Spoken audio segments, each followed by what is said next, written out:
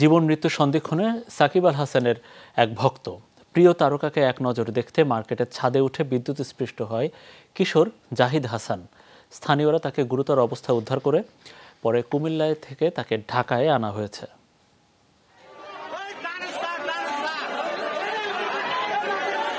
14 বছরের জাহিদ হাসান ক্রিকেটার সাকিব আল হাসানের দারুণ ভক্ত। নিজ এলাকায় প্রিয় তারকা, অথচ প্রচণ্ড ভিড়, দেখার সুযোগ নেই। তাই মার্কেটের দোতলায় উঠে পড়ে জাহিদ। হঠাৎ জড়িয়ে যায় বিদ্যুতের তারে। ঘটনাটি চৌদ্দগ্রামের ধোরকরা বাজারে।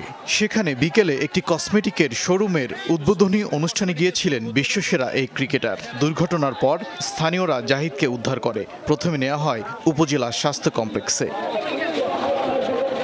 এরপর জাহিদকে নেওয়া হয় কুমিল্লা মেডিকেলে।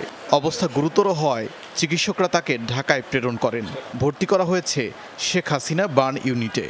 বার্নটা ছিল হাতে, তারপর হচ্ছে এখানে আপার চেস্টে, ব্যাকে আর হচ্ছে মুখের দিকে ছিল বার্নটা।